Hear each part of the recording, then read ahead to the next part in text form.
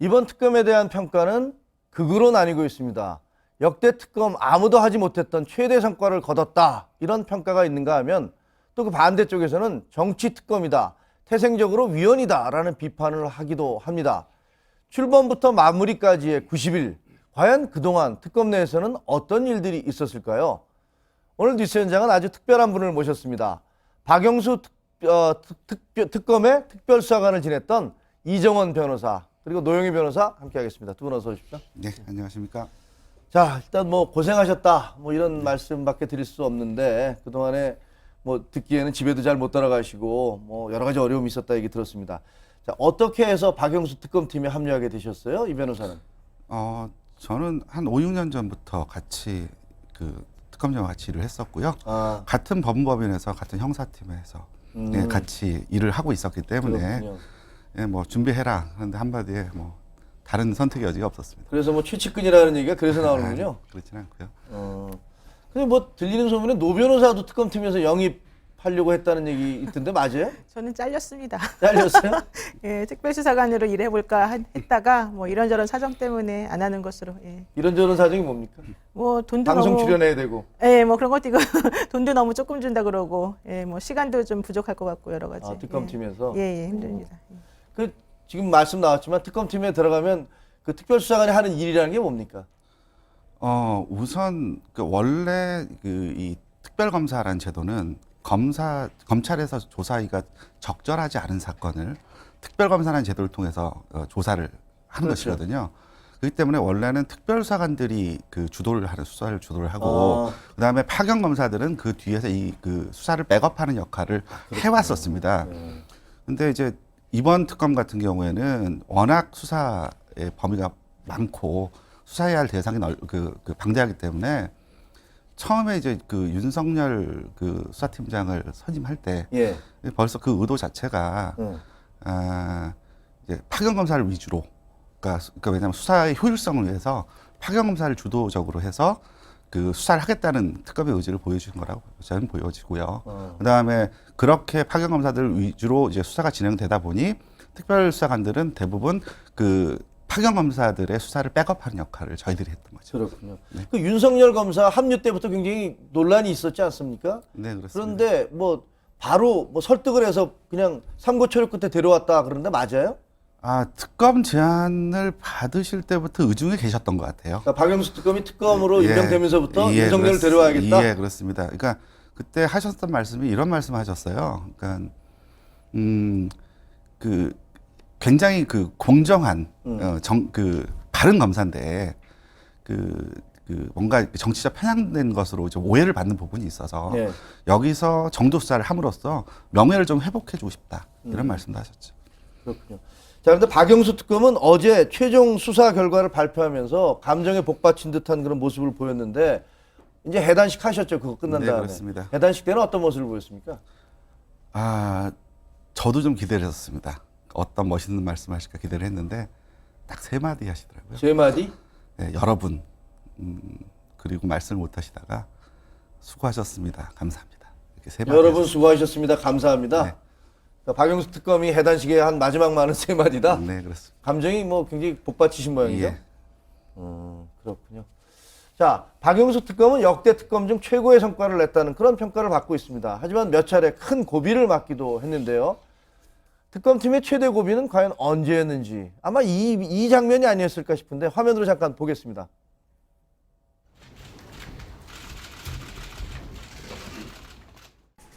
법원의 이재용 삼성전자 부회장에 대한 구속영장 기각 결정은 특검과 피사실에 대한 법적 평가에 있어서 견해 차이가 있다고 판단됩니다. 법원의 구속영장 기각 결정은 매우 유감이나 필요한 조치를 강구하여 흔들림 없이 수사를 진행할 예정입니다. 자, 저게 1월 19일 이재용 부회장의 영장이 기각됐을 때인데 저 굉장히 비장하게 지금 이규철 특검보가 얘기하고 있는데 실제로 당시에 특검 내에서 분위기는 어땠습니까? 되게 많이 난망했습니다. 다들 기운도 힘도 빠져 했고요. 근데 그날 오후 넘어서부터 그 특검 사무실 앞에 꽃바구니들이 꽃바구니들이요? 네, 네, 쇄도를 하기 시작했습니다. 누가 보낸 거예요? 국민들께서 보내주셨죠. 국민들께서 보내주셨죠. 일반 시민들이? 예, 그리고 그다음에 특검 사무실 그 앞에 지금 화면 보고 계시죠? 예. 저렇게 많이 왔어요? 예. 어. 예, 그다음에 포스트잇도 붙었고요. 힘내라고. 어. 예.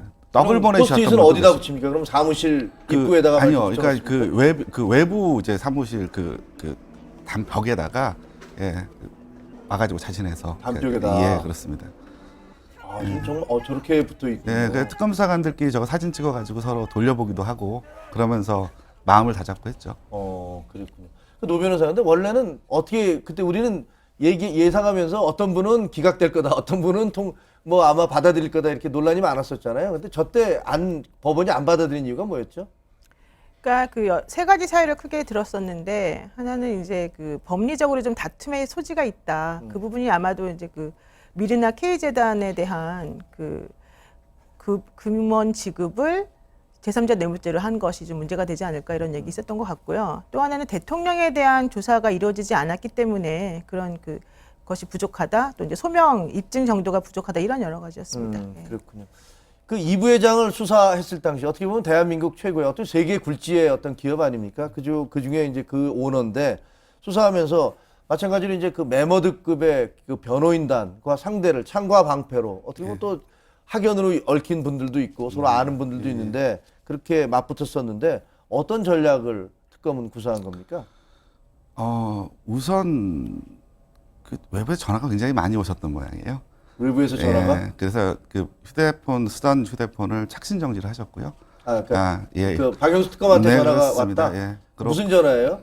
압력 전화? 그 내용까지 청탁이나 제가 압력이나 이런 건가요? 모르겠지만 어쨌든 여러 군데 전화가 왔던 걸로 알고 있고 그래서 이제 그런 부담감 때문에 전화를 착신 정지하시고 전화번호를 바꿔 버리셨습니다. 전화를 바꿨어요? 그리고 그 번호는 전화번호 자체가 내부적으로 대여비였습니다. 아. 그 수사 지휘를 하기 위한 딱 그 용도로만 그 핸드폰을 사용하기 위해서 그게 이제 결국 그 외부의 그 여러 가지 그 영향을 받지 않고 수사를 하겠다는 특검의 의지를 보여주신. 꼭 압력이 아니더라도 뭐 친구들이나 궁금하기도 할 테니까 네. 전화해서 어떻게 할 거야? 뭐 이렇게 물어보기도 하고 그랬겠죠. 그러니까 당시에 이제 그 박영수 특검하고 친하다고 생각했던 사람들이 전화를 해보니까 갑자기 착신 정지가 돼서 연결이 안 되는 거예요. 그래서 뭐 예를 들면 이제 그 주변에 있는 분들한테 알려달라. 그래도 절대 알려주지 말아라. 이렇게 했고 또 특검 자체도 기본적으로는 한번 들어오시면은 건물에서 나가지를 않으시고 식사도 거의 안 해서 도시락만 시켜 드실 정도로 사람들하고 관계를 끊으시고 이 특검 그 수사를 정도에 걸쳐서 하기로 그렇게 결심하시고 하셨다는 거죠, 말하자면. 저도 뭐 전화를 한번 해볼까 어쩔까 망설였는데 해봤자 안 하신 게 다행이네요. 안 됐었겠군요. 네. 자, 그런데 이 부회장 영장이 기각된 이후에 팀원 대부분이 뭐 그 이전에도 그러셨지만 취미 활동이나 술 뭐 이런 것들은 뭐 거의 안 마시고 또 박 특검도 특별히 무슨 뭐 도시락만 드셨다고 그러는데 뭐 그거 어떻게 하신 거예요? 우선은 처음에 수사를 시작할 때부터 내부적으로는 금지령이 내려졌습니다. 처음부터 금지령? 예, 그래서 뭐 처음에 뭐 삼겹살로 회식을 하는데 네. 아무도 소주를 시키질 않으니 금지령이 내렸기 예, 그러니까 식당 주인이 혹시 교회에서 오셨냐 교회에서 예, 그렇게 오셨냐? 물어본 적도 있었고요. 예, 다들 긴장하고 있는 상태였고 혹시나 또 불미스러운 일이 벌어지면 안 되기 때문에 다들 처신에 몸가짐 조심하라고 말씀하셨죠. 아니, 그러면 90일 정도 술 안 먹고 그렇게 규칙적인 생활을 하면 살도 빠지고 건강해지는 거 아닌가요? 글쎄 잘 모르겠습니다. 더 찐 것 같습니다. 제가 보기에는. 좋으신 건가? 자, 그런데 그 한 달 만에 이제 이 부회장에 대한 구속영장을 재청구했고 그래서 결국 발부받지 않았습니까? 근데 그 이후에 뭐 여러 가지 언론에서는 그 비난 여론도 있었어요. 이거 너무 거기에 얽매이는 거 아니냐? 이게 최순실 특검이 아니고 예를 들면 이재용 특검 아니냐? 뭐 이런 비난도 있었고 또 지금 이규철 특검보 지금 화면에서 보고 계십니다만 1차 구속영장 때 청구해서 구속됐으면 뭐 나중에 재판에서 어떻게 될지 몰랐겠다. 차라리 나중에 지금 우리가 보강수사해서 충분히 이번에는 이게 됐다. 증거 자료를 확보했다. 이렇게 말씀하셨어요. 그런 비판과 그런 것들은 어떻게 생각하십니까? 우선 뭐 내부적으로는 여러 가지 논의가 있었던 것 같습니다. 다른 대기업부터 시작을 해서 차근히 이제 삼성 뭐 까지 조사를 하는 그런 수순을 밟자. 아, 단계를 밟아서 아니면 올라가자. 이제 삼성부터 바로 조사를 시작하자. 뭐 내부적으로 논의가 있었던 것 같은데 일단 그 전공법으로 가는 것이 특검 스타일이고요. 그 다음에 또 하나는 이 삼성에 대한 조사는 그 뇌물죄와 관련된 기본적인 프레임을 잡는 그 수사입니다. 그러니까 사실 다른 대기업에 대한 수사보다 훨씬 증거가 많고요. 그러니까 어떤 그 내용들도 훨씬 뚜렷하고요. 그런 상황에서 그 삼성에 관련된 수사 자체가 정확하게 이루어지지 않는다면 그러면 다른 대기업 수사의 뇌물죄 역시 혐의 입증이 쉽지 않은 상태였던 거죠. 따라서 이런 기본적인 그 대기업 특히 정경유착의 고리를 풀어가는 뇌물죄 고리를 풀어가는 기본 그 틀을 잡는 의미에서 삼성자는 굉장히 중요했고 따라서 거기에 공을 들일 수밖에 없었습니다. 특검이 어제 박영수 특검이 그 얘기를 하시면서 뿌리 깊고 고질적인 정경유착 그리고 국정농단 이 두 가지가 어떤 우리 수사의 목표였다. 네, 이렇게 얘기를 했는데 결국은 이 그 최순실의 국정농단과 더불어서 뭐 이것이 같이 고리로 연결돼 있긴 합니다만 네. 이 정경유착도 이번에 반드시 끊어야겠다라는 이런 생각을 했다 이겁니까? 네, 그렇습니다.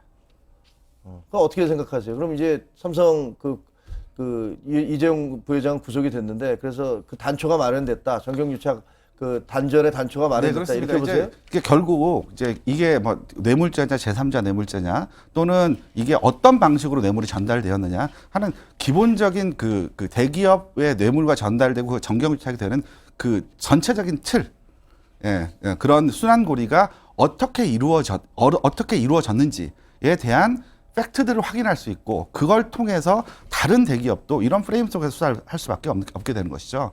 따라서 이 삼성 특검, 삼성에 대한 수사를 시작을 했고 그렇다면 이 삼성에 대해서 일정한 성과를 내지 않는다면 그리고 여기에서 이 전체적인 그림을 그려놓지 않는다면 다른 대기업 수사도 어려워지는 것이죠. 근데 하나 질문을 잠깐 하나 해보면 그거는 결과적으로는 삼성이라고 하는 그 재벌 기업을 뇌물죄의 공여자라고 먼저 예단을 갖고 그 다음에 그 사건 수사를 시작한 거하고 마찬가지 아니에요? 그건 아닌가요? 일단 기본적으로 이미 검찰에서는 강요죄로 기소가 이미 돼 있는 상태였습니다. 근데 거기에 대해서 국민적인 의혹이 있었고 이걸 뇌물죄로 볼 수 있는 것이 아니냐라고 하는 국민적 의혹이 있었기 때문에 이제 그 틀 속에서 사건을 바라봤던 것이죠. 그리고 그렇게 하나하나 이제 차근차근 조사를 하는 과정 안에서 결국 특검 내부에서는 뭐 뇌물죄로 충분히 기소 가능하다라고 판단했고 그걸 통해서 이제 기소를 영장을 청구하게 됐던 것이죠. 결과적으로는 이제 두 번째 그 구속영장이 청구될 때는 안종범 수석으로부터 그 제출받은 네. 그 업무 수첩 네. 그게 결정적이 된 거죠. 네, 그렇습니다. 자, 그런데 특검 수사를 하면서 가장 버거운 세 사람이 있었다 이런 얘기를 들었는데 누굽니까? 우선은 조사에 응하시지 않았던 대통령. 대통령. 두 번째는 조사에 임했지만 그 묵비권을 계속 행사하는 최순실. 그리고 실제 이제 조사를 하면서도 흔히 어디서 법꾸라지 이런 말을 쓰더라고요. 그러니까 이제 다른 식으로 이렇게 계속 말을 돌리거나 피해가는 김기춘. 그래서 지금 화면에서 보고 계십니다만 대통령이 말 바꾸기는 난 나가겠다 했다가 안 나가시고 그다음에 압수수색도 협조하겠다 했다 그것도 못하게 했으니까 말 바꾸기는 알겠고 묵묵부답도 나는 이제 말 안 하겠다 했으니까 알겠는데 딴소리만 그 김기춘 전 비서실장 딴소리만 저게 무슨 소리예요? 뭘 딴소리 했다는 거죠?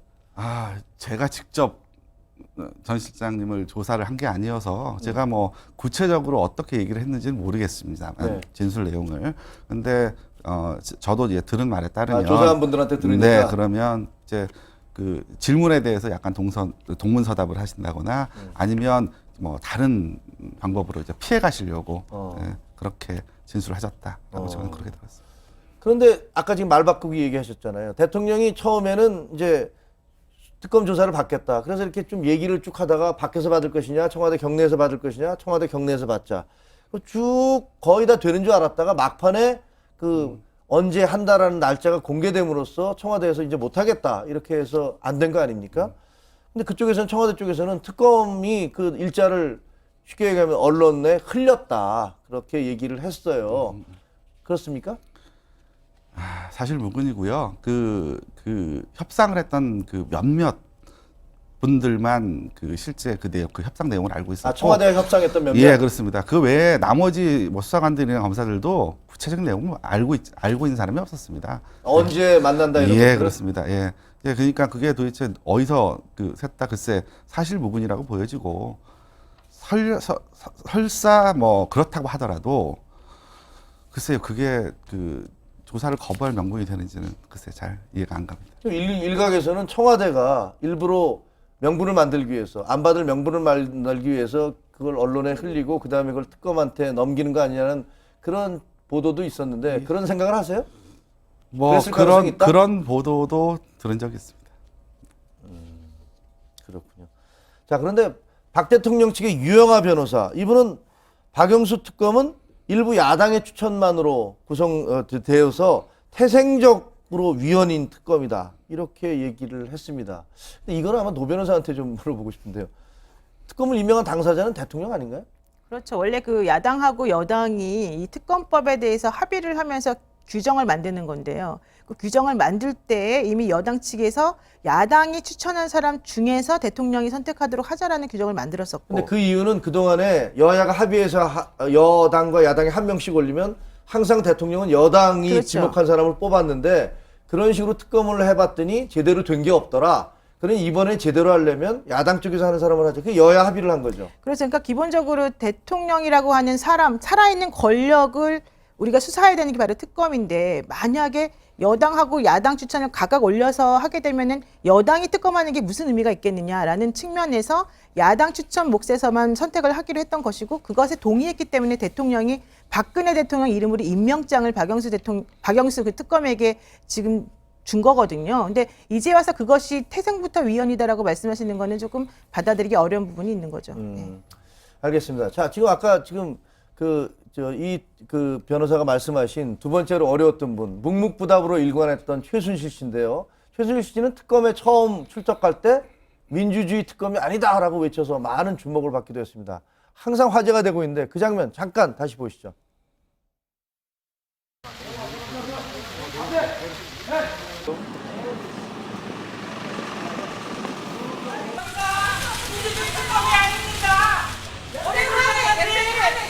최순실 씨 여전히 생각하십니까? 겠다 그러고 이 땅에서 죄를 지켜 살게 해야겠다는 게 자유민주주의 특검이 아닙니다. 그리고 박 대통령하고 모든 자, 뭐 저 장면을 보면서 청소하는 아주머니가 뭐 염 뭐 하네, 그래서 이제 무슨 염 무슨 열사네 뭐 이런 얘기도 인터넷에 돌곤 했는데, 자, 저분이 이제 들어가면서 특검으로부터 나는 이제 부당한 대우를 받고 있다. 그리고 최 씨 측의 이경재 변호사는 특검이 나에게 삼족을 멸하겠다는 이런 얘기를 했다, 이렇게 주장하지 않았습니까? 혹시 특검 내에서 저렇게 얘기할 수 있는 빌미를 주신 건 없어요? 그러니까 사실 무근이고요. 오히려 거꾸로 이제 맨 마지막에 이제 그 최순실을 조사할 때는 저희들이 오히려 녹음을 하고 싶었습니다. 그래요? 예. 왜냐하면 그러니까 이제 저희가 이제 대통령 조사할 때도 녹음이나 이제 영상 녹화를 요청했던 이유가, 그러니까 아니 갑자기 이제 이런 식으로 무슨 협박을 당했다든지 아니면 강압수사를 당했다든지 이런 빌미를 오히려 주지 않기 위해서, 그리고 거꾸로 이제 최순실 조사를 할 때는 저희가 이제 그걸 요청했음에도 불구하고 오히려 못 하겠다고. 그래요? 네. 영상 녹화를 못 하겠다고 거부를 본인이? 했던, 예. 그러니까 저희들도 좀 답답하죠. 황당하기도 하고. 예. 그 저 사건과 관련해가지고 그 특검이 끝나고 난 다음에 기자들을 모아놓고 이제 중국집에서 식사를 한번 하면서 당시 상황에 대해서 말한 게 있었었는데, 그때 기자들이 최순실은 어떤 사람이냐 이렇게 물어본 적이 있었거든요. 그러니까 특검이 참 특이한 사람이다라고 말을 하면서, 특히 이제 이런 식으로 인권에 대해서 민주주의 검찰이 아니다라는 식으로 말하는 것에 대해서 조금 불쾌한 감정을 드러냈어요. 네. 그러면서 특히 그 특검에서는 최순실 씨에 대해서 조사를 하면서 그런 말이 혹시라도 나올까봐 너무 염려해서 일부러 정말 정도를 갖고 제대로 했는데, 이런 식으로 하는 거는 약간 좀 정치적으로 이용하려고 하는 것이 아니었냐라는 생각을 말씀하기도 했죠. 예.